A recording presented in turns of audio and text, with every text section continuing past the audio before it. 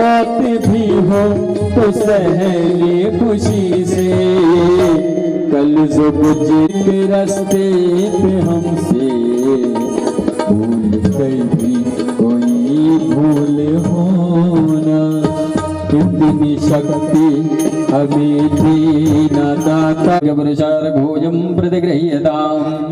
गंध विलेपनम, एक फूल में गंधाक्षत करके व्यास जी महाराज को दे दीजिए। व्यासाय विष्णु रूपाय व्यास रूपाय विष्णवे नमो वै ब्रह्मनिधये वासिष्ठाय नमो नमः। अचतुर्वदनाकारं व्याप्तं येन चराचरं तद्वद। नमो ब्रह्मण देवाय गो ब्राह्मण पापियों को पाप से तारते। अमर ग्रंथि मुक्ति पंथी पंचम वेद निराला। ये अमर ग्रंथि मुक्ति पंथी पंचम वेद निराला। नव ज्योति जगाने वाला, नव ज्योति जगाने वाला, नव ज्योति जगाने वाला, नव ज्योति जगाने वाला।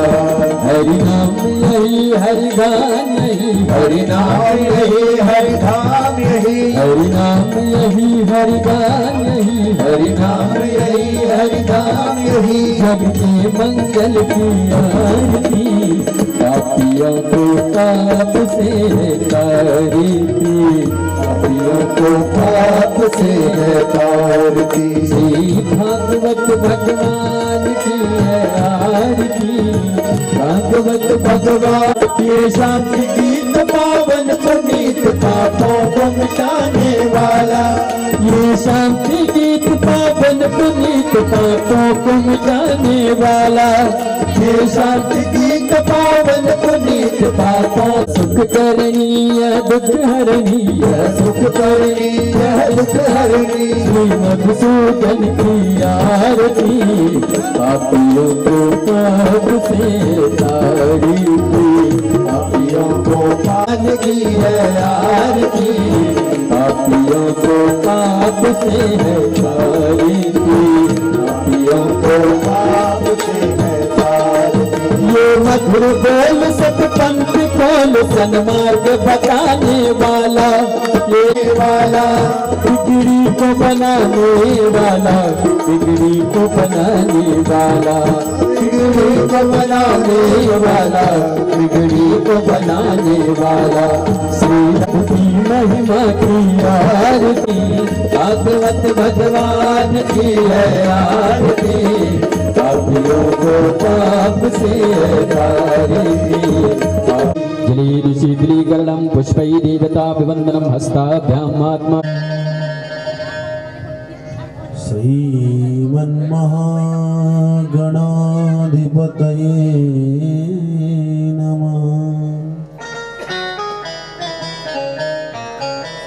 वाग्देव्यै सरस्वत्यै नमः।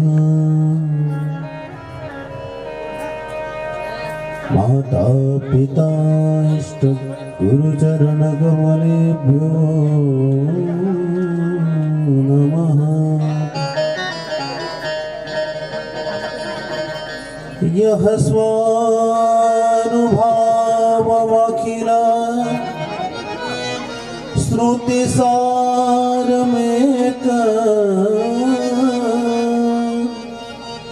मध्यात्मदीपमतितीर्षतां तमोऽन्धम्। संसारिणां करुणया पुराणगुह्यं तं व्याससूनुमुपयामि गुरुं मुनीनाम्। ये मुक्तावपनिस्पृह प्रतिपद प्रोन्मीलदानन्ददाम्। यामास्था। यामास्थाय समस्तमस्तकमण्यो कुर्वन्ति यं स्वेवसे तान् भक्तानपि तां च भक्तिमपि तं भक्तिप्रियं श्रीहरिं वन्दे सन्ततवर्धयेनु दिवसं नित्यं शरण्यं भजे।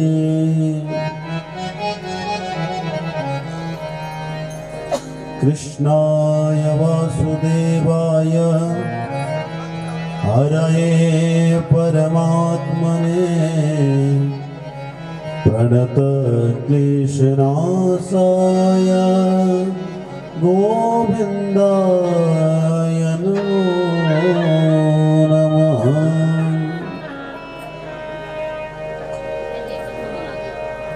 या विद्येत्यभिधीयते श्रुतिपथे शक्तिश्चदाद्यपरा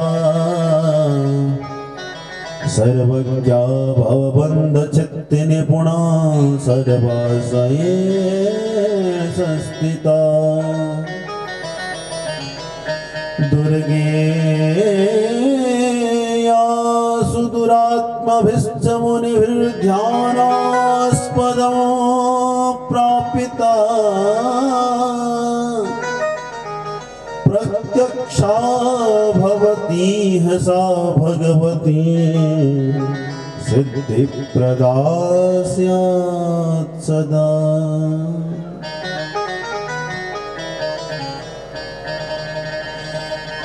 देवदनुज नरनाग खग प्रेत पितर गंधर्व बंदों किन्नर रजनिचर कृपा करहु सर्व। श्री राधे राधे गोविंद गोविंद राधे श्री राधे राधे गोविंद गोविंद राधे श्री राधे राधे गोविंद गोविंद राधे श्री राधे राधे गोविंद गोविंद राधे श्री राधे राधे गोविंद गोविंद राधे श्री राधे राधे गोविंद गोविंद राधे श्री राधे राधे गोविंद गोविंद राधे गोविंद राधे राधे गोविंद राधे गोविंद राधे राधे गोविंद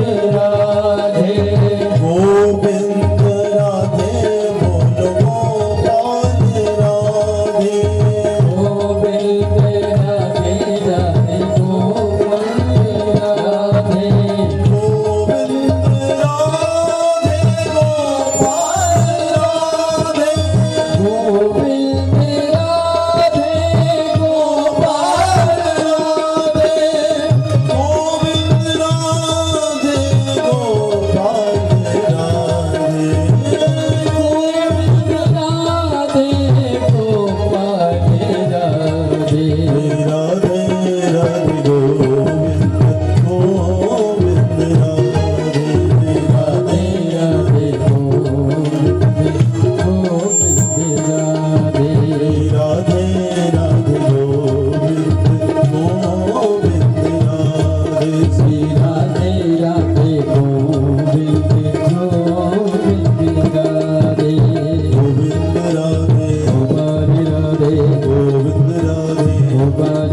राधे गोविंद राधे गोपाल राधे गोपाल राधे गोविंद राधे गोपाल राधे गोविंद राधे राधे राधे गोविंद गोविंद राधे राधे राधे गोविंद गोविंद राधे राधे राधे गोविंद गोविंद राधे राधे राधे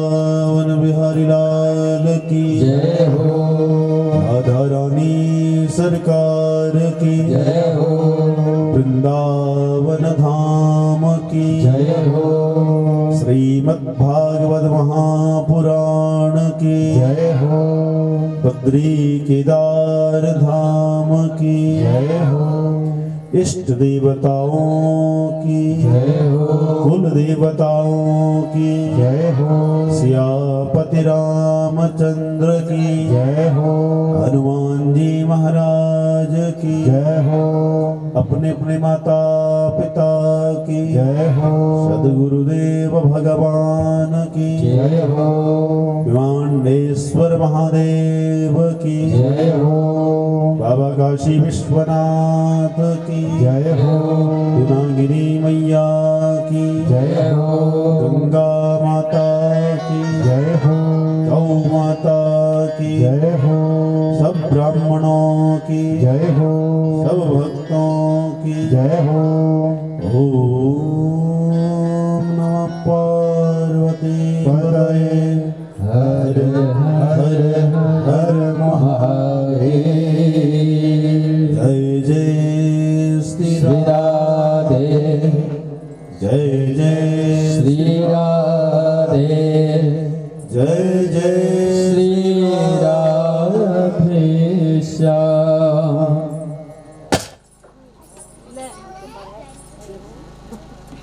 वरुणालय भक्तवांछा कल्पत्रु भक्तवत्सल कृपा निधान करुणा निधान श्री कृष्णचंद्र जी के साथ चरणों में साष्टांग वंदन करते हुए श्री व्यास जी सुख जी सौनकादि ऋषियों के चरणों में साष्टांग वंदन करते हुए हम सब आज इस भागवती भागीरथी के तृतीय सोपान तक पहुंच गए। हमारे इस यज्ञ के सभी आयोजक यजमान परिवार अतिथि जन विद्वान ब्राह्मण जन सभी प्रकार के श्रोता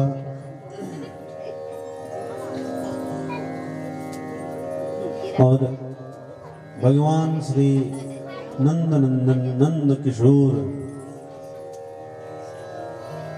श्री गोपी जन वल्लभ कृष्णचंद्र भगवान की अहेतुकी कृपा से नित्य उन्हीं की गरिमामयी गौरवमयी कथा गाथा को श्रवण करने का सुंदर सुयोग्य सौभाग्य प्राप्त हुआ है।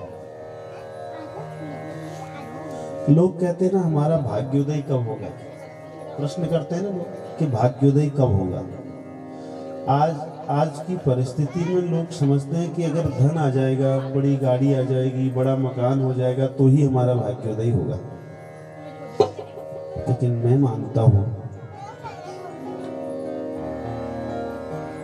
सत्संग मिलना ये भाग्योदय है,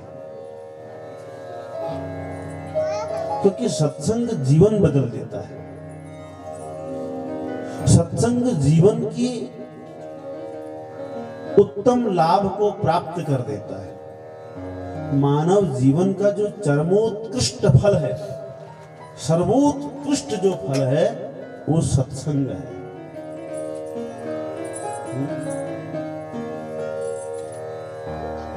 संत संग अपवर्ग कर कामी कर भव पंथ। सत्संग मोक्ष का द्वार है और दुस्संग नरक का द्वार है।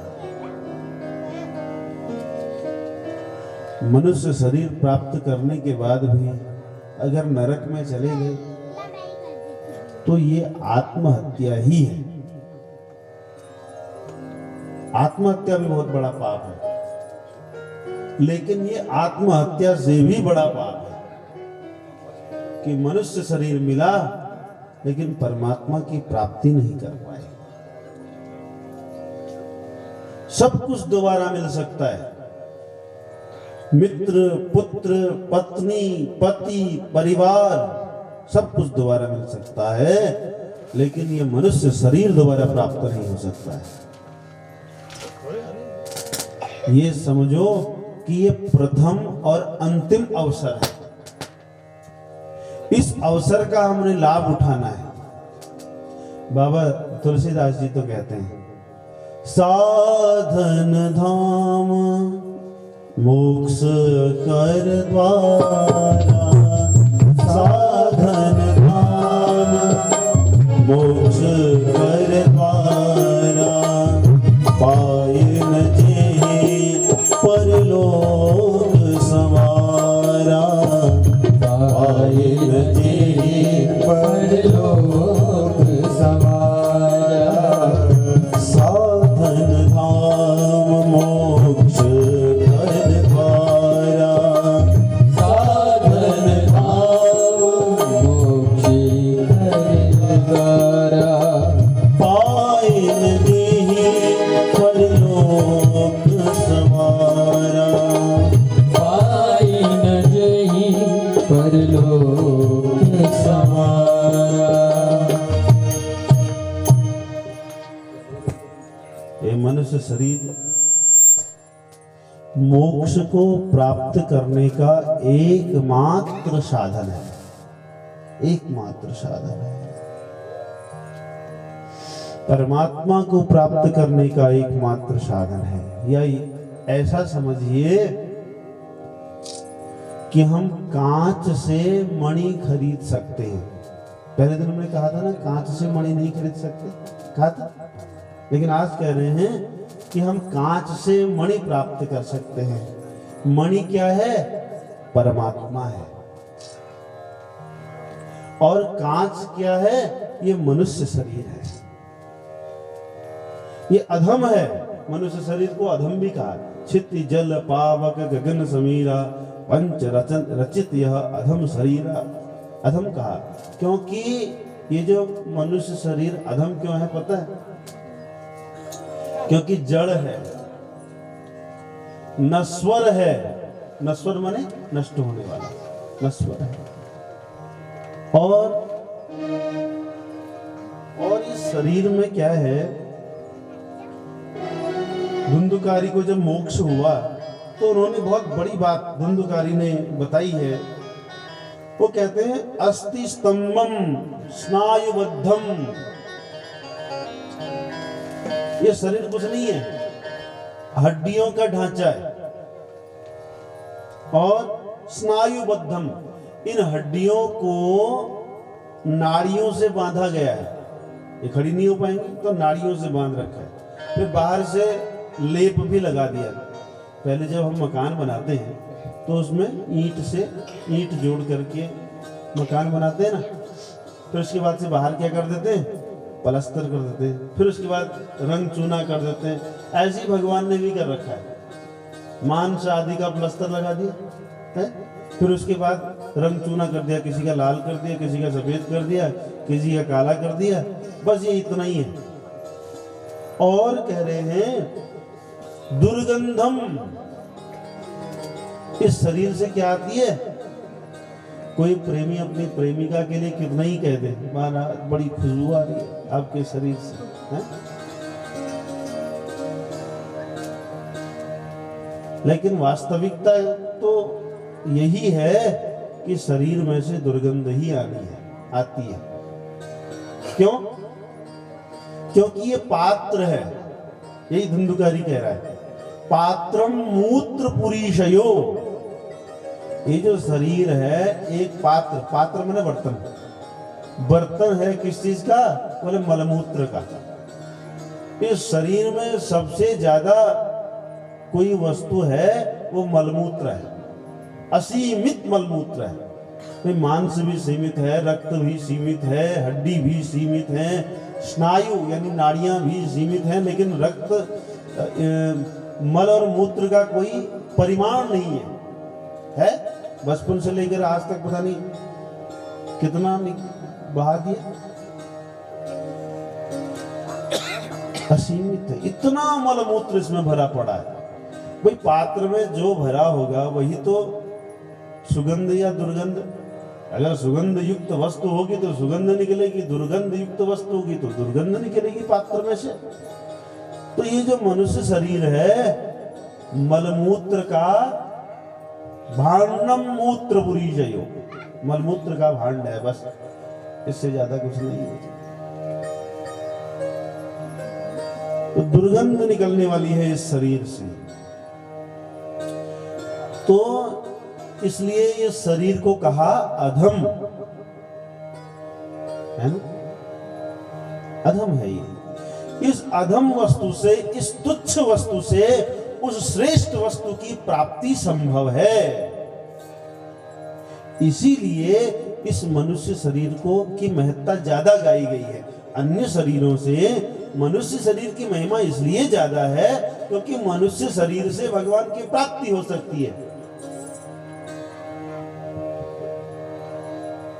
इसलिए इस शरीर का सर्वोत्कृष्ट साधन, इस शरीर साधन के रूप में हमको मिला है और हमने इसको बना दिया है साध्य। साध्य माने यही सब कुछ है। कमाई किसके लिए? बोले पेट के लिए। किसके लिए कमाना है? मेहनत किसके लिए करनी है? बस खाना पीना भरपूर मिलता रहे बस, और कुछ हो, भजन हो। देखो जी, जिस प्रकार शरीर की पुष्टि, तुष्टि और शुद्धा निवृत्ति के लिए भोजन आवश्यक है। भोजन क्यों चाहिए? पुष्टि, तुष्टि और शुद्धा निवृत्ति, तीन भोजन के तीन फल हैं। एक तो पुष्टि होती है, शरीर को पोषण मिलता है। तुष्टि माने शांति मिलती है भोजन करने के बाद, और शुद्धा निवृत्ति माने भूख प्यास दूर हो जाती है। तो भोजन का तीन परिणाम है, फल है। इसी प्रकार शरीर को पुष्ट करने के लिए जैसे हम भोजन करते हैं, ऐसे ही आत्मा को पुष्ट करने के लिए भजन की आवश्यकता है। भजन करने से आत्मा को तुष्टि, पुष्टि और शुद्धा निवृत्ति होती है।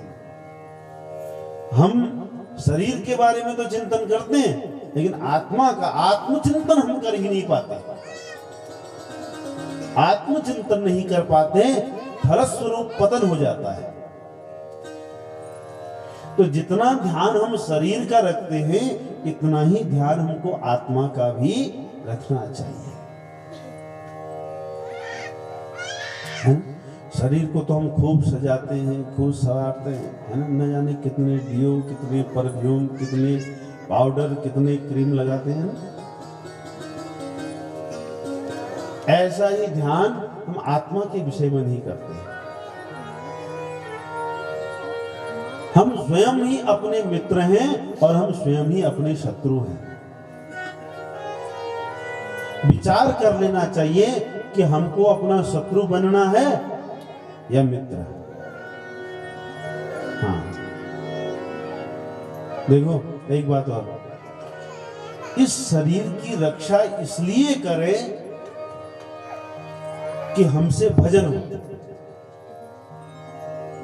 इस शरीर की रक्षा इसलिए न करें कि हमसे और ज्यादा भोग हो, है ना। हम और खूब खाएं, खूब पिए, खूब जिए, इसलिए नहीं। इस शरीर की रक्षा इसलिए करें कि इससे क्या किया जाए? भजन किया जाए। इसीलिए इसको साधन करें, इसको साधन की तरह प्रयोग करो। जैसे सीढ़ी है ना, घर के अंदर जाने के लिए सीढ़ी क्या है? साधन है, बस, इससे ज्यादा नहीं है। सीढ़ी में पांव रखो, अंदर चले जाओ। ऐसे ही ये मनुष्य शरीर भी है, सीढ़ी। पांव रखो, परमात्मा को प्राप्त करो। और हमने इसको साध्य बना लिया, हमने समझ लिया बस यही सब कुछ है, ये शरीर ही सब कुछ है।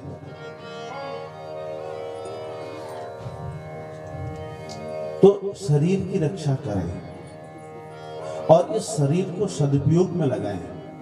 कल के प्रसंग में हम श्रवण करेंगे कि ऋषभ देव जी ने अपने पुत्रों को बताया कि शरीर को क्यों रखना चाहिए, किस प्रकार इसकी रक्षा करनी चाहिए। एक बात और बोलना चाहता हूं यहाँ पर, हम जब गाड़ी लेते हैं ना 2, 4, 5, 10 लाख की लेते हैं ना, आप लोगों के पास होगी भी, तो बड़ा विचार करते हैं कि पेट्रोल ही पड़े या सीएनजी की है तो सीएनजी ही पड़े, इसके अलावा दूसरी चीज डाल सकते हैं? कैरोसिन डाल दो, मिट्टी का तेल डाल सकते हैं, क्या होगा? हो सकता है थोड़ी चले, लेकिन क्या होगा? तुरंत खराब हो जाएगा, होगी कि नहीं? पानी डाल दो, क्या होगा? इंजन में इंजन ऑयल की जगह पानी डाल दो, मिट्टी का तेल डाल दो, शराब डाल दो, क्या होगा? चलेगी? ऐसे ही ये शरीर भी है महाराज। हम वो 2, 4, 5, 10 लाख की गाड़ी के तो इतनी केयर करते हैं, लेकिन इस शरीर की गाड़ी का हम केयर नहीं करते। कुछ भी खा लेते हैं, कुछ भी पी लेते हैं। आहार बहुत शुद्ध होना चाहिए, बहुत शुद्ध होना चाहिए, सात्विक आहार होना चाहिए, क्योंकि जैसा खाएंगे अन्न वैसा हो जाएगा मन, और जैसे पिएंगे पानी वैसी हो जाएगी वाणी। हाँ पहाड़ पर कौन ना पागल पानी पी रे यार, पागल है जाओ फिर पागल पानी हो वो हो जाने लगे। खान और पान इसका बड़ा ध्यान रखना चाहिए। इस शरीर में हम कुछ भी भर देते हैं, है ना? शुद्ध भोजन हो, आहार शुद्धौ सत्व शुद्धि, वेद कह रहा है आहार शुद्धौ सत्व शुद्धि, सत्व शुद्धा ध्रुवो स्मृति। जैसा आहार होता है वैसा मन हो जाता है, जैसा मन होता है वैसी बुद्धि हो जाती है, और जैसी बुद्धि होती है वैसा कर्म होता है, और जैसा कर्म होता है वैसा जीवन हो जाता है महाराज। इसलिए कर्म भी बहुत सोच समझ करके स्वीकार करना चाहिए। ये सब भोजन पर नियंत्रित है, इसलिए हमारे यहां भोजन का बड़ा दायरा बना के रखा है। ये खाना है, ये नहीं खाना है, ऐसे खाना है, ऐसे नहीं खाना है, इसके हाथ का खाना, उसके हाथ। इसके पीछे भी यही कारण था कि हम स्वयं भोजन बनाएं और स्वयं भोजन करें, किसी श्रेष्ठ के द्वारा बनाया हुआ भोजन स्वीकार करें, है ना? क्योंकि भोजन बनाने वाले के गुण भी भोजन में समाहित हो जाते हैं। इसलिए भोजन बहुत सिलेक्टेड, बहुत सोच विचार करके भोजन करना चाहिए। हम कुछ भी खा लो, कहीं भी खा लो, कैसे भी खा लो, हमारे यहाँ बड़ा नियम है। आजकल हम विदेशी सभ्यता की ओर, विदेशों की ओर देख करके व्यवहार कर रहे हैं। जूता पहन के ही खा लो, खड़े खड़े ही खा लो, है ना? हाथ धोए हो नहीं हो ऐसे ही खा लो, चम्मच से खा लो। कौन पता चले, कौन कह रहा है हाथ में क्या लगा क्या नहीं लगा, क्या पता चले, चम्मच से खा लो। लेकिन हमारा शास्त्र कहता है हाथों से भोजन करना चाहिए। ये जो 5 अंगुलियां हैं ना, ये 5 तत्वों का प्रतिनिधित्व करती हैं। पृथ्वी, जल, अग्नि, वायु, आकाश, और इन 5 तत्वों का प्रतिनिधि ये 5 अंगुलियां करती हैं। भविष्य पुराण में मैंने पढ़ा था। और इस हाथ में 5 तीर्थ हैं, दाएं हाथ में, इसलिए भोजन करना चाहिए हाथ से।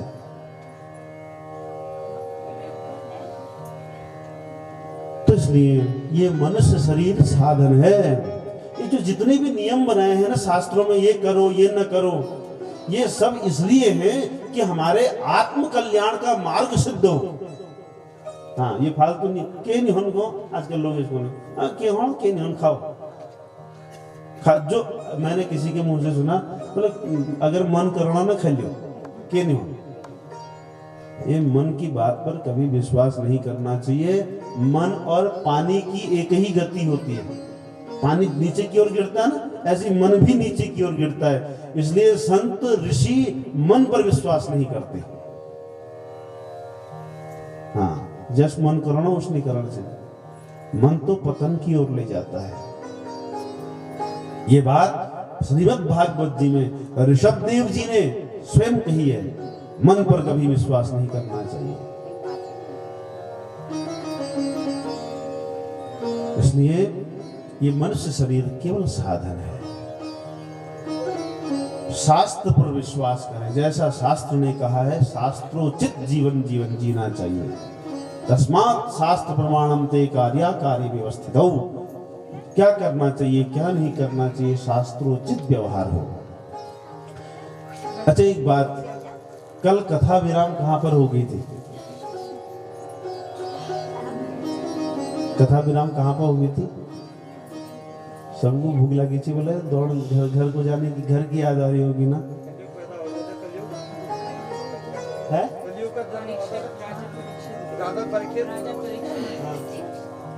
परीक्षित क्या आपने खा लिया था, कलयुग जन्म हो गया। फिर कलयुग का वर्णन हो गया।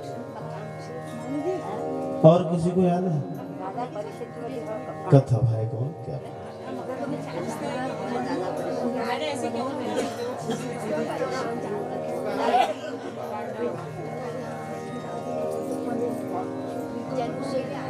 अतः पृच्छामि संसिद्धिं योगिनां परमं गुरुं पुरुषस्येह यत्कार्यं म्रियमाणस्य सर्वथा। अच्छा आपको याद होगा कल हमने चिंतन किया था कि ये क्या है, एक कक्षा है, कहा था ना? तो आपने मुझे जरा सा ऊंचे में बैठा रखा है, तो मतलब टीचर है, टीचर जरा ऊंचे में बैठता है ना, हेड मास्टर और मास्टर भी ऊंचे में। आजकल 7-8 दिन ले तो जब आपने मास्टर बना रखा है तो बीच बीच में पूछने का अधिकार भी है, आप भी पूछ सकते हो कहीं पर समझ में न आए तो इसलिए पूछा। कल हमने कथा विराम पर श्रवण किया था कि परीक्षित जी अन्न जल का त्याग करके गंगा जी के तट पर बैठ गए हैं। सभी श्रेष्ठ ऋषि परीक्षित जी का अंतिम दर्शन करने के लिए पधारे हैं। परीक्षित जी ने प्रश्न किया था कि मरने वाले मनुष्य को क्या करना चाहिए। कोई समाधान नहीं निकला। सुखदेव जी पधारे हैं, सुखदेव जी का दर्शन किया। यहाँ पर सूत जी ने सुखदेव जी को भगवान कहा, तत्रा भवत भगवान व्यासपुत्र। दो बातें कही, भगवान भी कहा और व्यासपुत्र भी कहा। व्यासपुत्र तो है ही सुखदेव, भगवान क्यों कहा? क्योंकि भगवान ही हैं कि अब जैसी परिस्थिति में परीक्षित जी आ गए हैं, उस परिस्थिति से बाहर केवल भगवान ही निकाल सकते हैं। क्यों? आप जानते हो सांप के डसने पर मुक्ति नहीं होती, दुर्गति हो जाती है, प्रेत योनि मिलती है। हाँ, और परीक्षित जी बड़े भक्त हैं। बचपन से ही ये हमेशा भगवान का नाम का चिंतन करते रहते हैं, भगवान के परम भक्त हैं। आपने कथा सुनी होगी, कल इतना समय नहीं मिल पाया कि उस कथा को हम विस्तार से कहते कि परीक्षित जब मां के गर्भ में थे, मां उत्तरा के गर्भ में, तो उत्तरा मां ने भगवान की स्तुति की है कि हे प्रभु, ये जो अश्वत्थामा के द्वारा छोड़ा हुआ ब्रह्मास्त्र है मेरे गर्भ को नष्ट कर रहा है, मेरी रक्षा करो। तो भगवान श्री कृष्ण स्वयं मां उत्तरा के गर्भ में प्रवेश कर गए और गर्भ में जाकर के परीक्षित जी की रक्षा की है, क्योंकि वो जानते हैं कि ये जो परीक्षित हैं ये भगवान के बड़े भक्त हैं, मेरे परम आश्रित हैं, ये मेरे हैं। और आगे चल करके ये मेरी भक्ति का प्रचार करेंगे। जन्म से पहले ये पहले भक्त हैं, ध्यान देकर के सुनना। परीक्षित जी ऐसे पहले भक्त हैं जिन्होंने मां के गर्भ में ही भगवान का स्पष्ट पूर्ण दर्शन कर लिया। तो उस समय जब उस ब्राह्मण ने, अश्वत्थामा ने ब्रह्मास्त्र छोड़ा था, तो भगवान अपनी गदा को लेकर के पहुंच गए और गदा से भगवान ने उस ब्रह्मास्त्र का निराकरण किया है, बचाया है, रक्षा की है। और आज फिर से एक दूसरे ब्राह्मण ने श्राप दे दिया, आज वाग्वज्र छोड़ा है, वाणी से श्राप दे दिया है, शस्त्र छोड़ दिया है। तो भगवान सुखदेव जी के रूप में वाणी से ही रक्षा करने के लिए आ गए हैं। यानी सुखदेव जी के रूप में साक्षात भगवान ही हैं जो आज परीक्षित जी की अब रक्षा करेंगे। देखो कितने दयालु हैं ना, इसीलिए तो मैं कह रहा हूं भगवान बड़े दयालु हैं। वो हमारे चारों तरफ हमेशा हैं, हर पल हैं। एक बात और कहना चाहता हूं यहां पर, हमको जब तो विश्वास भूतों पर छू ना, भूतों पर इतुल विश्वास अगर भगवान पर है जाओ तो समझो फिर तो कृपा हो जाए। हम घर में बाहर जाना तो डर लगेगा भूत नहीं आ जाओगे, है ना, भूत आ जाए, भूत लग जाए। अरे जपन भूत होनी अपन भगवान लेके होना, अगर वहां भूत छी तो उसका भगवान लगे छी। भगवान तो सर्वत्र है, भूत थोड़ी सर्वत्र है। भूत तो एक नियत स्थान पर होगा, लेकिन भगवान तो सर्वत्र है। तो जितना विश्वास भूतों पर है इतना ही विश्वास भगवान पर हो जाए, कल्याण हो जाएगा। और एक बात बताओ, भगवान मंदिर में है? नहीं। तो भगवान मूर्ति में है? नहीं। कहां है भगवान? भगवान विश्वास में है। भगवान कहां है? विश्वास में है। मंदिर में भगवान क्यों है? क्योंकि हमारा विश्वास है कि इस मंदिर में भगवान है। मूर्ति में भगवान है क्यों? हमको विश्वास है इस मूर्ति में भगवान है। विश्वास में भगवान है। प्रहलाद जी को विश्वास हो गया कि इस खंबे में भगवान है, आए ना भगवान। जितना तीव्र विश्वास होगा उतनी जल्दी परमात्मा का दर्शन होगा। भगवान विश्वास में है महाराज। तो भगवान बड़े दयालु हैं, हमारी ऊपर कृपा करने के लिए भगवान तैयार बैठे हैं। लेकिन हमें भगवान पर विश्वास नहीं है। लेकिन परीक्षित जी को पूर्ण विश्वास है कि भगवान कृपा करेंगे, पूर्ण विश्वास है। और भगवान पधार गए सुखदेव जी के रूप में। बोलो सुखदेव जी महाराज की जय। सुखदेव जी से प्रश्न किया है, अतः पृच्छामि संसिद्धिम योगिनाम परमं गुरुम। हे महाराज, आप तो योगियों के भी गुरु हैं। आपसे प्रश्न है कि मरने वाले मनुष्य को क्या करना चाहिए, किसका भजन करना चाहिए, किसका जप करना चाहिए और किसका नाम लेना चाहिए। यहाँ पर कथा विराम कर हुई थी। अगर आपको याद होता तो इतना समय हम आगे की कथा में देते थे। अब ये तो याद नहीं है, अगर और पिछड़ी बार हम पूछी जाओ कि उससे पहले कौन सी कथा हुई थी। ये तो भगवान का शुक्र है कि रिकॉर्डिंग हो रही है, कि आगे सुनेंगे तो याद रहेगा, है ना। अच्छा, एक बात और मैं कहने वाला हूँ, ये हम भी रिकॉर्डिंग कर रहे हैं। हमारा चैनल है यूट्यूब पे परमार्थ पथ। यूट्यूब पर अगर परमार्थ पथ लिखोगे हमारा चैनल आ जाएगा। उसमें हम यहाँ की वीडियो भी डाल रहे हैं। कल की वीडियो भी आ गई है और परसों की वीडियो भी आ गई है। आप यदि यूट्यूब में देखेंगे तो वो वीडियो आपको कल की और परसों की मिल जाएगी। आज की वीडियो कल मिल जाएगी। तो इसलिए परीक्षित जी ने प्रश्न किया है और सुखदेव जी परीक्षित जी के प्रश्न को सुनकर के बड़े प्रसन्न हो गए हैं।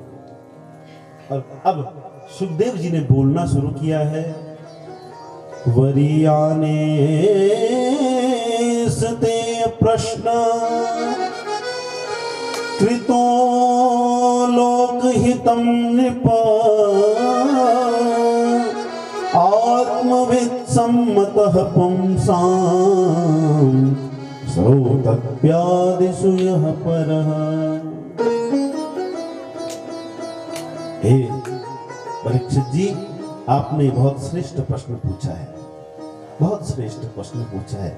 अच्छा देखो, प्रारंभ किया व अक्षर से, वरियान, वो को ब्रह्म बीजाक्षर कहा जाता है।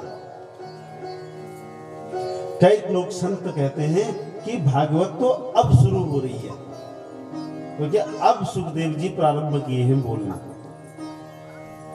और वो अक्षर से शुरू किया, और व्यास जी ने जब इसका विराम हुआ तो विराम भी वो अक्षर पर ही हुआ है।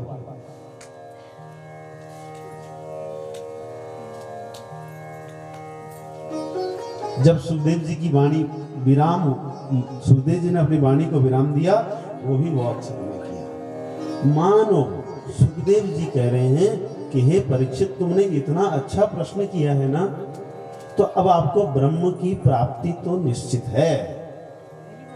देखो एक बात बताएं, हमारी बुद्धि छोटी वहां हो जाती है जब हम केवल अपने बारे में सोचते हैं, और हमारी बुद्धि की विशालता वहां पर बढ़ जाती है जहां पर हम सबके बारे में सोचते हैं। जहां हम केवल अपने बारे में सोचते हैं ना, हम पशु हो जाते हैं। पशु यही तो करता है, केवल अपने बारे में सोचता है। लेकिन हम जब सबके बारे में सोचते हैं ना, तो हम मनुष्य होते हैं, हम संत हो जाते हैं। संत यही तो कहता है, हमारा वेद कह रहा है, सर्वे भवन्तु सुखिनः, सर्वे सन्तु निरामया, सर्वे भद्राणि पश्यन्तु मा कश्चित् दुःख भाग् भवेत्। सब प्रसन्न रहे, सब खुश रहे, सब निरोगी हो, सब बढ़े, सब प्रसन्न, सबके बारे में हम प्रार्थना करते हैं। लेकिन आजकल बहुत लोग यह सोचते हैं कि पड़ोसी इपाई तो पे कैसे, ये तो यह लेख छियन, अरे बढ़ गया, अच्छी बात है ना।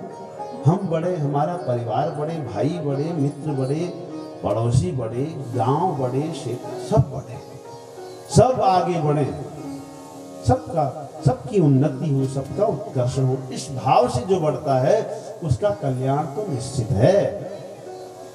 जो अपने बारे में सोचता है पशु है, जो सबके बारे में सोचता है वही मनुष्य है, वही श्रेष्ठ है।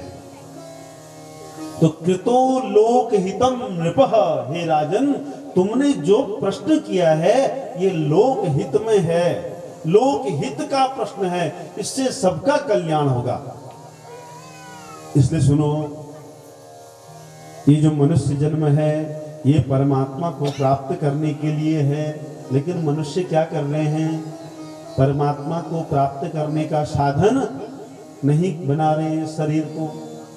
क्या करते हैं, बोले निद्रा निद्रया ह्रियते नक्तम व्यवायेन च बावयः, दिवाचार्थे हया राजन कुटुम्ब भरणेन वा। रात तो सोते सोते बिता देते हैं, और दिन व्यर्थ के कामों में बिता देते हैं। रात बिताई सोए के, दिवस बिताया खाए, खाली बेकार। हे राजन, जीवन ऐसे ही व्यर्थ हो गया। अच्छा, हमने कल चिंतन किया था, कलयुग का जीवन कितने वर्ष का है, 100 वर्ष का है। अच्छा, 100 वर्ष में जितने बड़े दिन उतनी बड़ी रात होती कि नहीं? एक सामान्य अगर विचार किया जाए, कभी दिन बड़े हो जाते हैं, कभी रात बड़ी हो जाती है, लेकिन एक सामान्य निर्णय देखा जाए तो जितनी बड़े दिन उतनी बड़ी रात। अच्छा, रात हमने सो करके बिता दी, यानी जीवन की आधी आयु सो करके 50 वर्ष का समय व्यतीत हो गया, समझ लो, सोते सोते। अब कई लोग दिन में भी सो जाते हैं, 1 घंटा 2 घंटा, ये भी बेकार ही है समय। अच्छा, और कुछ आयु बचपन की, भाई बचपन के 5 7 10 साल तो ऐसे ही निकल गए, पता ही नहीं चलता। पुराने समय में तो 15 साल तक के बच्चों को होश ही नहीं रहती थी, सिंगाना भगोना है हो। भाई आपको, जैसे आपकी उम्र है उस उम्र में बच्चों को होश ही नहीं रहती थी। अब आजकल के बच्चे तो बहुत समझदार हो गए। उस समय तो मैं अपर्ण बात को तो हमारी उम्र बोले होश ही नहीं थी। 9-10 में पढ़ने तक बच्चों को होश ही नहीं रहते थे हमको क्या करना है क्या नहीं करना है। और वृद्धावस्था के 5-7-10 साल वो भी बेकार नहीं, वो भी एक जैसे ही है, जैसा बचपन वैसे ही बुढ़ापा। तो ये 10-20 साल ये निकल गए। उसके बाद बीमारी, कितने साल बीमारी में निकल गए, कुछ साल आलस्य में निकल गए, कुछ साल खाने कमाने में निकल गए, और कुछ साल सजने संवरने में निकल गए। तो कितना टाइम लगता है ना? फालतू की कामों में ज्यादा समय व्यर्थ हो रहा है। लेकिन जिस काम के लिए मनुष्य शरीर मिला था उसके लिए कितना टाइम निकाला, जरा कभी विचार करना चाहिए।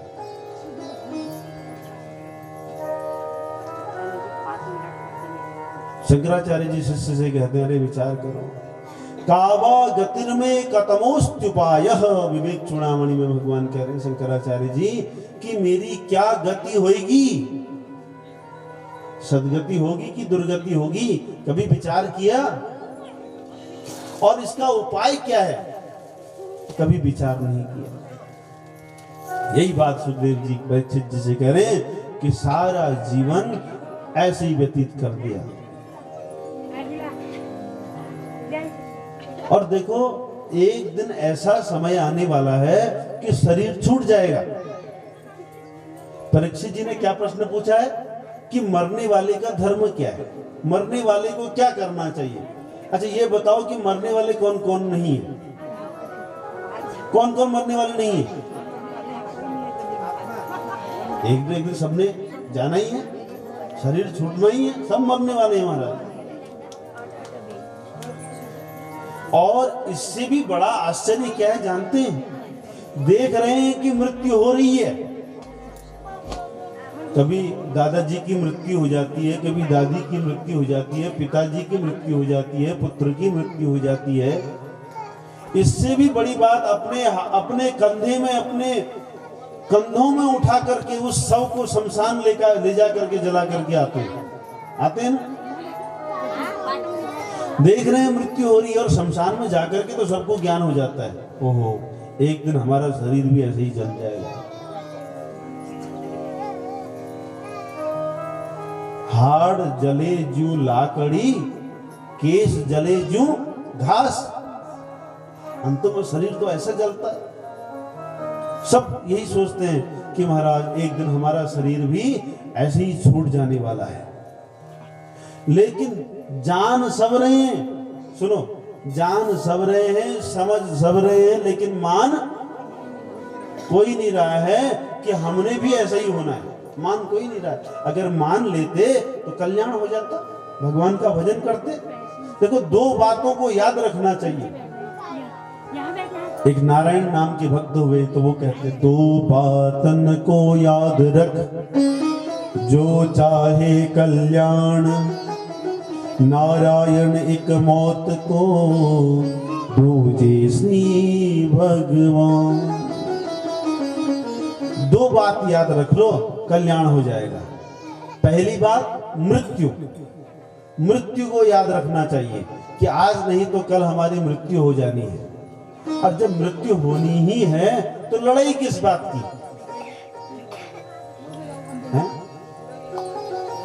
और दूसरी बात याद रखनी है भगवान, कि भगवान सब जगह है। यही बात श्री परीक्षित जी को श्री सुखदेव जी कहते हैं कि जन्म लाभ पर पुंसाम अंते नारायण स्मृति। जीवन का सर्वोत्कृष्ट लाभ है अंतिम समय में जब शरीर छूट रहा हो, हमारी मुख से भगवान का नाम निकले। कल हमने सुना ना कि किस प्रकार श्री भीष्म जी का प्राणांत हुआ है। भीष्म जी ने अपने शरीर, ये शरीर को त्याग करने की श्रेष्ठ विधि है। अंत समय में भगवान का नाम हमारे मुख से निकले, ये जीवन का लाभ है, परम लाभ है। इसलिए भय को त्याग करके भगवान का चिंतन करना चाहिए, भगवान का स्मरण करना चाहिए। तो श्री सुखदेव जी कह रहे हैं, इसलिए हे परीक्षित जी, अंतकाले तु पुरुषः आगते गतशाद्भुजः छिन्दादशंगशस्त्रेण स्पृहां देहेनु ये च तम्।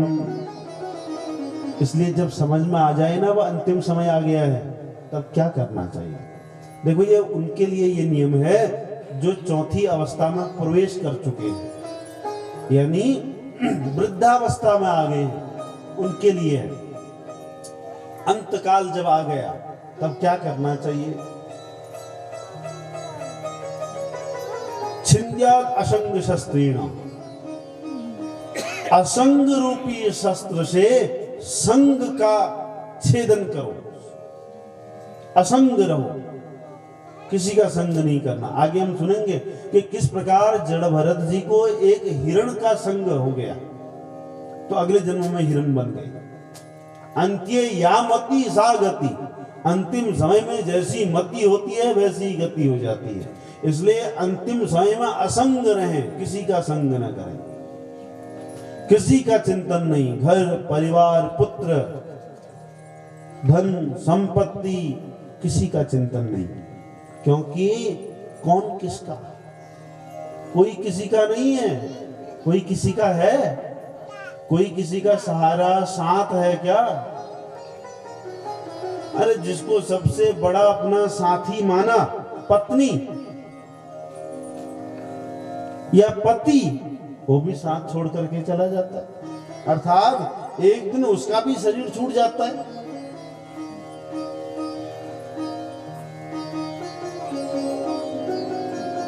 तो यहां कोई किसी का नहीं है,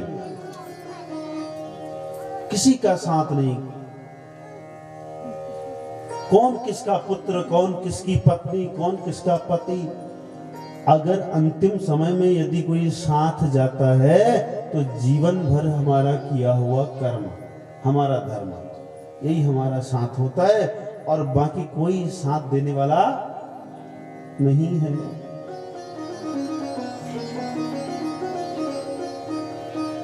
देहस्थितायां परलोक मार्गे धर्मानुगो गच्छत जीवेकः।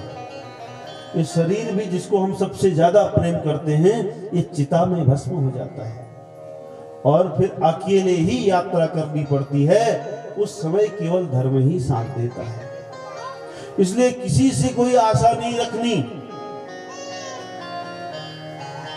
एक भजन में एक संत कहते हैं कि आशा ही के राम जी से दूजी आशा छोड़ दो। आशा इच्छा यदि कुछ करो तो भगवान से करें, क्योंकि वो हमारी आशाओं को इच्छाओं को पूर्ण करने वाले हैं। हर पल हर क्षण हमारे साथ रहते हैं। परिवार घर और तो और ये शरीर भी हमारा छूट सकता है, लेकिन भगवान हमारा साथ कभी नहीं छोड़ते। इसलिए संत कहते हैं संसार के लोगों से आसान किया करना, जब कोई न हो अपना, राधे श्याम जपा करना। संसार के लोगों से आसान किया करना, संसार के लोगों से आशा न किया करना,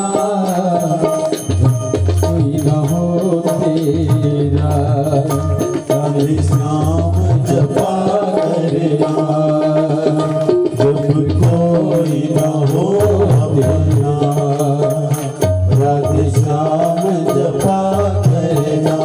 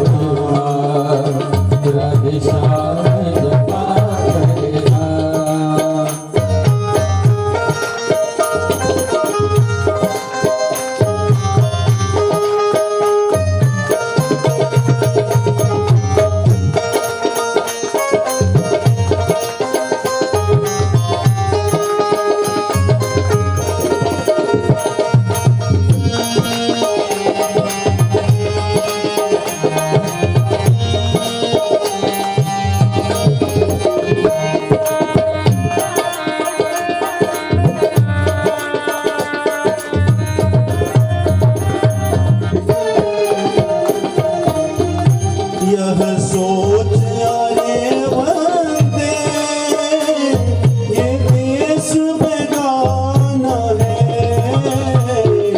सोच बड़े बंदे, यह देश बेगाना है। यह सोच अरे बांधे, प्रभु तुझसे दूर नहीं। यह सोच अरे बंदे, प्रभु तुझसे दूर नहीं। कोई कष्ट हो भक्तों को, प्रभु को मंजूर नहीं। कोई कष्ट हो भक्तों को, प्रभु को मंजूर नहीं। भगवान को आता है भक्तों पे दया करना। भगवान को आता है भक्तों पे दया करना। जब कोई न हो अपना, राधे श्याम जपा करना। जब कोई न हो अपना, राधे श्याम जपा करना।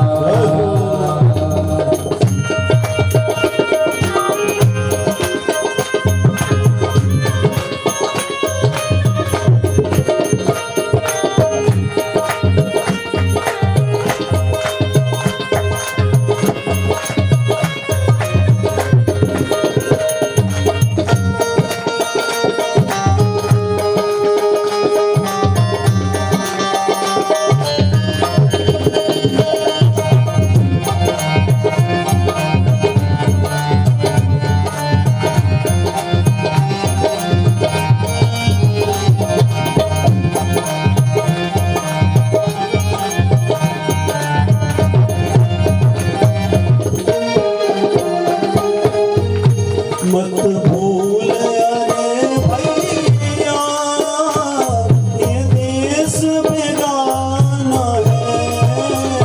मत भूल अरे भैया, यह देश बेगाना है। मत भूल अरे भैया, ये देश बेगाना है। मत भूल अरे भैया, यह देश बेगाना है।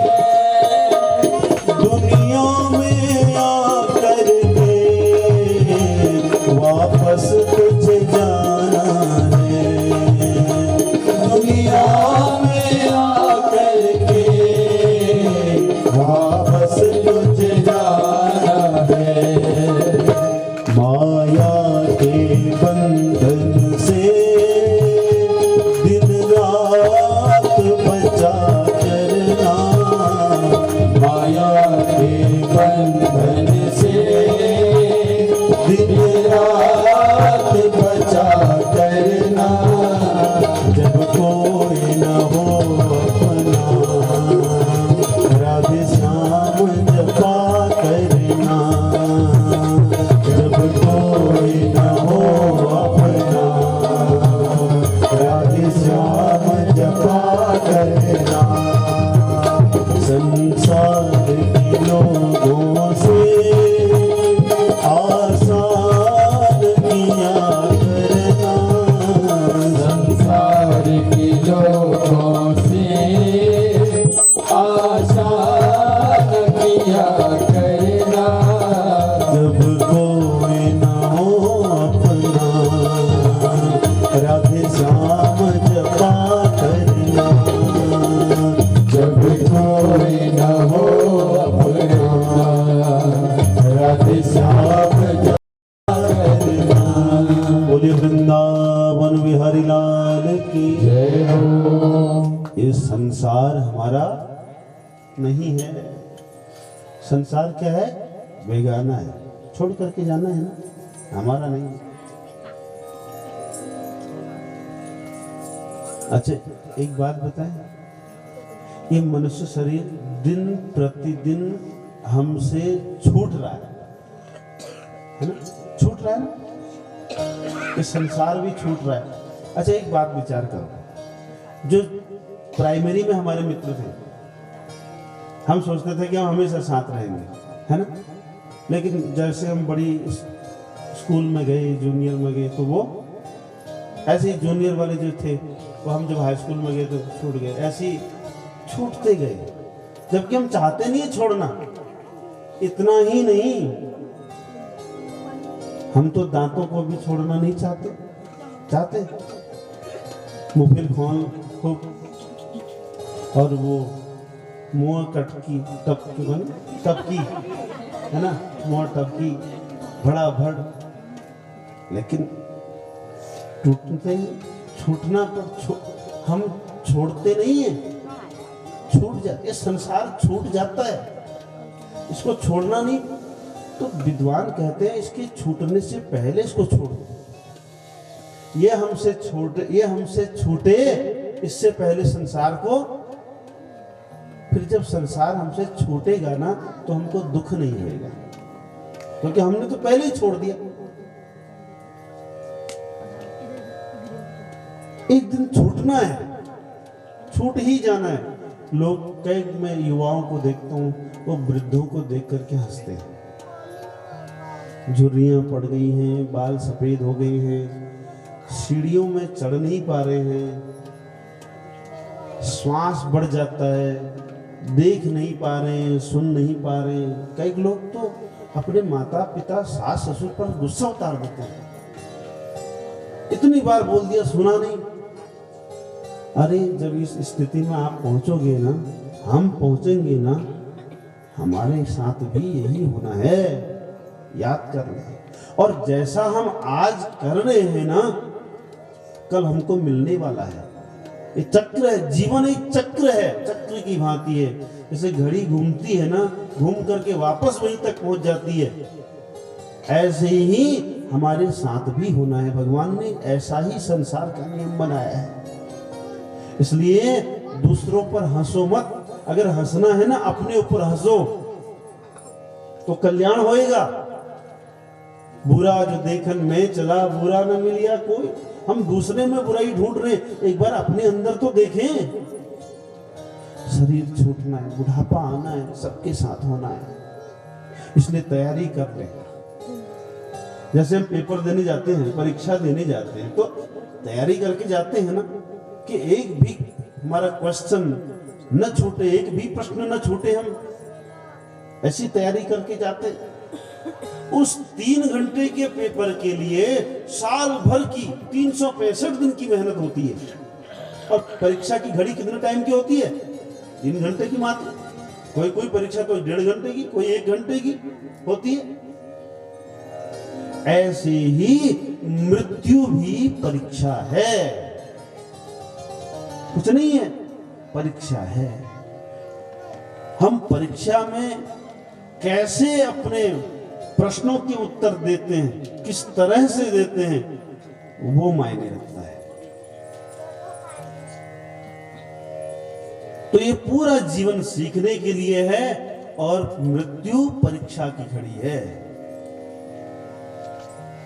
इस पूरे जीवन में हमको भगवान का भजन करते हुए अपने शरीर को ऐसा बना देना है कि अंतिम समय में हमारे मुख से क्या निकले? भगवान का नाम निकले। तो इसलिए ये संसार छूटने वाला है। संसरति संसार, जो सरक रहा है, जो छूट रहा है, वो संसार है। इसलिए असंग रूपी शस्त्र से संग रूपी इस दैत्य का वध कर देना है, संग को नष्ट करना है। अंतिम समय में क्या करना है बता रहे सुखदेव जी। असंग से संग का वध करो, एकांत हो जाओ, एकाग्र हो जाओ, और इस शरीर से, इस शरीर के संबंधों से जो हमारी लालसा हो गई है, जो संबंध जोड़ दिया है हमने संसार से, आसक्ति जो हो गई है ना, इसका नाम क्या है? संसार से जो संबंध जुड़ जाता है उसका नाम क्या है? आसक्ति। इसीलिए इसको आसक्ति कह रहे हैं, क्योंकि ये आसक्ति है, जा नहीं सकती महाराज। बहुत मुश्किल है आसक्ति से बचना। इसलिए असंग रूपी शस्त्र से इस आसक्ति को काटो। ये विवेकी जनों का काम है महाराज। ये वही कर सकता है जिसने जीवन भर सत्संग किया है, जिसने जीवन भर भगवान का नाम लिया है, और जिसको ज्ञान हो गया है ये मनुष्य शरीर क्या है? जड़ है, सांसारिक है, भौतिक है, छूटने वाला है, नष्ट होने वाला है। जिसको ऐसा दृढ़ ज्ञान हो गया है वो ये कर सकता है। इसलिए अपने मन को शुद्ध करके घर को छोड़ करके तीर्थ में चले जाए। घर को दो प्रकार से छोड़ा जाता है। एक तो शरीर लेकर के घर से निकल जाओ, घर से दूर चले जाओ। लेकिन कई बार क्या होता है, हम घर से दूर तो चले जाते हैं, लेकिन घर से जो हमारी माया ममता बनी हुई है, घर से जो हमारा मोह बन गया है, वो मोह नहीं छूट पाता। फिर हम संन्यास लेकर के भी कोई लाभ नहीं है, क्योंकि आसक्ति मोह घर से जुड़ा हुआ है। तो इसलिए, और दूसरे प्रकार का है कि घर में रह करके भी घर से आसक्ति को हटा ले। ये दूसरे प्रकार से छोड़ना है। तो दूसरे प्रकार का छोड़ना ज्यादा सरल है। तो इसलिए तीर्थ में चले जाएं और क्या करें? बोले जितासनो जित श्वासो जित संगो जितेंद्रिय। फिर आसन को जीते सबसे पहले, है ना। आजकल हमसे बैठा ही नहीं जाता। जब तक आसन सिद्ध नहीं है तब तक हम कैसे पूजा करेंगे, कैसे कथा सुनेंगे, कैसे भगवान का नाम लेंगे? क्योंकि हम एक जगह पर स्थिर हो ही नहीं सकते। परसों हमने धुंधुगारी की कथा सुनी ना, वो प्रेत था, वो एक जगह पर बैठ नहीं सकता था, इसलिए वो बांस के छिद्र के अंदर बैठ गया। क्योंकि जब तक आसन सिद्ध नहीं है तब तक हम सुन ही नहीं सकते, न कीर्तन कर सकते, न भजन कर सकते, न पूजन कर सकते। हमारा ध्यान तो कभी घुटने के दर्द में, कभी कमर के दर्द में, कभी कहाँ चला जाएगा। हम बैठ ही नहीं पाएंगे, तो न कथा सुन पाएंगे, न पूजन कर पाएंगे। हमारे बीच में पूजनीय आदरणीय श्रीमान पंडित जी आए हैं। आप देखो कि शुरू में जिस आसन पर बैठे हुए अंत तक इसी आसन पर बैठे रहते हैं। मैं तो सामने देख रहा हूं ना, ये आसन की शक्ति है। जितासन जित संग जित श्वास, फिर श्वास को जीते।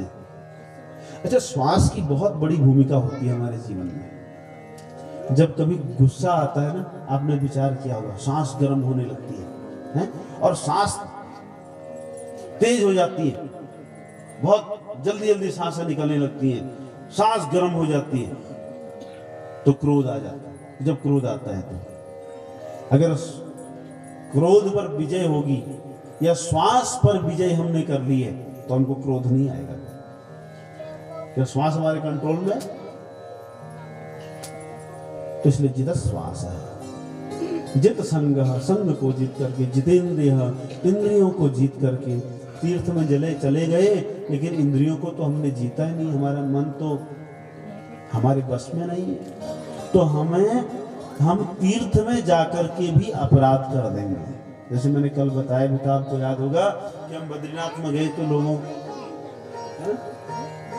तो मन इंद्रियां जब तक नहीं जीतेंगे तो तीर्थ में जाकर के भी हमसे अपराध हो जाएगा। इसलिए इंद्रियों को जीते और मन को भी जीते।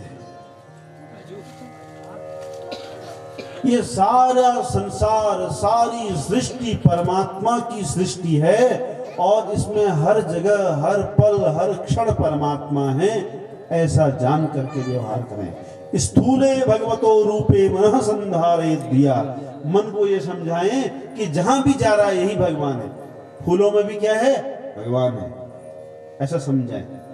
पेड़ों में भगवान है, पर्वत में भगवान है, नदी में भगवान है, सर्वत्र भगवान है।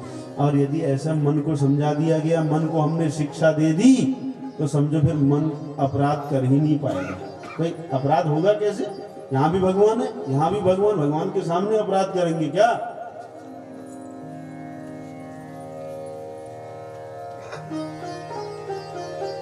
एक बार एक गुरुजी ने अपने 3 शिष्यों को भेजा, बोले ऐसी जगह ढूंढ करके लाओ जहां भगवान नहीं है, जहां कोई नहीं देख रहा है। हाँ, ऐसी जगह में जाओ और वहां का पता लगाओ जहां कोई नहीं है, आपको कोई देख नहीं रहा हो, ऐसी जगह पता करके आना। और जो पता लगा करके आएगा वो पास हो जाएगा। अब तीनों शिष्य गए, एक तो गुफा के अंदर गया, उसने देखा यहां कोई नहीं देख रहा है, यहां तो सूर्य चंद्रमा भी नहीं आ रहे, तो यही है श्रेष्ठ जगह, वापस आ गया। दूसरा एक झाड़ी में गया, उसने देखा यहां कोई नहीं देख रहा है, ये सबसे बढ़िया जगह है। तीसरा सब जगह गया, झाड़ियों के नीचे गया, नदी में गया, जल के भीतर गया, जल के बाहर, आकाश में, पर्वत के ऊपर, गुफा के भीतर, सब जगह उसको कोई न कोई दिखाई देता। झाड़ी के भीतर गया तो देखा सूर्य की किरणें आ रही हैं, अरे सूर्य देख रहे हैं।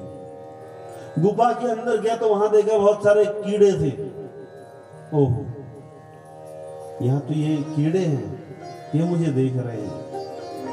कहीं पशु हैं, कहीं पक्षी हैं, कोई, और सब जगह तो वायु है ही, वायु सब जगह है। और इससे भी ऊपर भगवान सब जगह है, भगवान सब जगह से देख रहा है। गुरुजी ने सिखाया था कि भगवान सर्वत्र है। तो वापस आ गए, मुंह लटका हुआ गुरुजी के पास आए। दोनों ने कहा महाराज हमको तो जगह मिल गई। गुरुजी ने कहा तुम फेल हो गए। तीसरा का मुंह लटका हुआ था, बोले क्या बात होगी, कोई ऐसी जगह नहीं मिली क्या पृथ्वी में? बोले नहीं। गुरुजी झाड़ी के नीचे गया तो देखा वहां सूर्य चंद्रमा की रोशनी आ रही थी। निर्जन वन में भी गया, वहां कई पशु थे, पक्षी थे, सांप थे। गुफा के भीतर चला गया, वहां भी कीट पतंगे आदि थे। और आपने एक बात बताई थी, वो मुझे याद थी कि भगवान सब जगह है, वो हजारों नेत्रों से देख रहा है। एक वेद की ऋचा है, सहस्रसी रेखा पुरुषः सहस्राक्षः सहस्रपाद। भगवान सहस्राक्ष है, करोड़ों नेत्र भगवान के हैं। भगवान करोड़ों नेत्रों से सबको देख रहे हैं। हे गुरुजी आपने हमको ये पढ़ाया था। गुरुजी बोले हाँ भाई तुम पास हो, क्योंकि परमात्मा सब जगह है, ऐसा मन को सिखाए। अगर हमको ये विश्वास हो जाएगा कि यहां भी भगवान है, यहां भी भगवान है, तो फिर अपराध होगा कैसे, है ना? पति के अंदर अगर भगवान दिखने लग जाएगा तो लड़ाई होगी पति से। ये तो भगवान है इसके अंदर। तो अगर पति को रुष्ट कर दिया तो भगवान रुष्ट हो जाएंगे, है ना? ऐसी पत्नी के हृदय में भी भगवान है। ऐसा जिस दिन ज्ञान हो गया कि अगर मैं पत्नी को दुखी करूंगा तो भगवान रुष्ट हो जाएंगे, क्योंकि सबके हृदय ईश्वरा सर्वभूतानां हृदयेषु तिष्ठति। भगवान गीता में कह रहे हैं कि हे अर्जुन, वो परमात्मा सबके हृदय में निवास करता है, सब जगह है, सब में है। तो पत्नी में भी तो है। तो अगर पत्नी को रुष्ट करेंगे तो भगवान रुष्ट हो जाएगा। पत्नी को खुश करेंगे तो भगवान खुश होगा, पति को खुश करेंगे तो भगवान खुश होएगा। तुलसीदास जी ने तो बहुत ही सुंदर मंत्र दे दिया, बोले माने ही सब ही राम के नाते। अपने जितने भी संबंध जोड़े, कैसे जोड़े? बोले ये पत्नी राम है, ये पति राम है, ये बेटा राम है, ये बेटी राम है। ऐसे व्यवहार करें, फिर तो घर में ही स्वर्ग हो जाएगा, है ना? पति की सेवा क्यों करनी है? क्योंकि भगवान खुश हो जाएंगे। पत्नी का सम्मान क्यों करना है? क्योंकि भगवान खुश हो जाएंगे, है ना? भगवान के संबंध से सबका संबंध जोड़े। तो इसलिए मन को समझाओ कि सर्वत्र भगवान है महाराज। एक बार जब सारी पृथ्वी में रावण के द्वारा हाहाकार हो गया, अत्याचार, व्यभिचार, दुराचार हो गया, तो सारे देवता मिलकर के स्वर्ग में एकत्रित हो गए। सब विचार करने लगे, ब्रह्मा शिव आदि देवता, कि क्या करें अब हमारी रक्षा कौन करेगा। भगवान शंकर बोले हमारी रक्षा एकमात्र भगवान नारायण करेंगे, हमको उनकी शरण में जाना चाहिए। बोले भगवान हैं कहाँ? तब भगवान शंकर बोले हरि व्यापक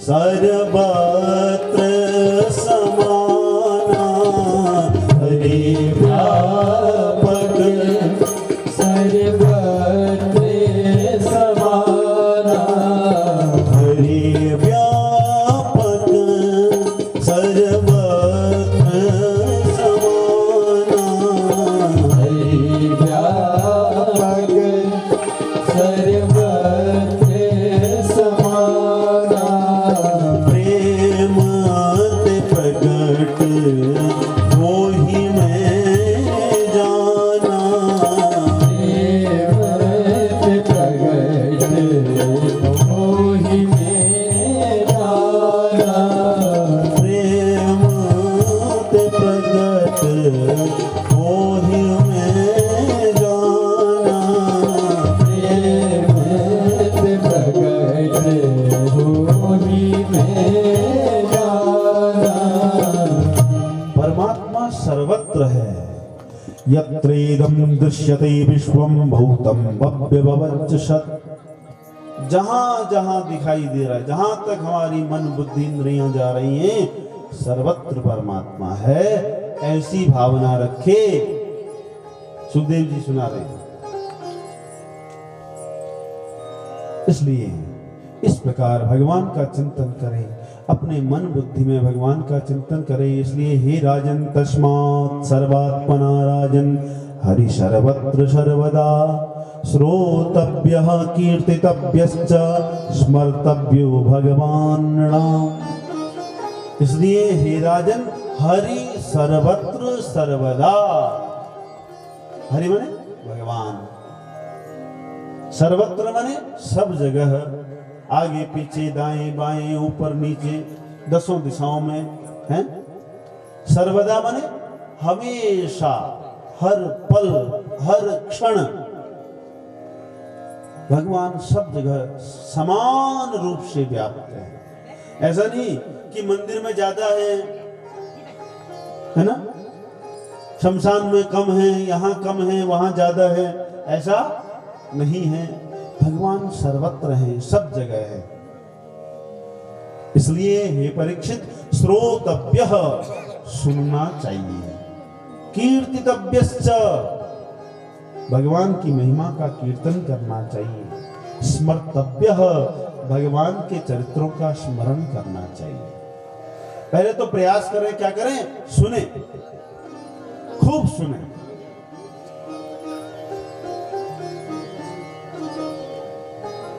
खूब सुने, बार बार सुने।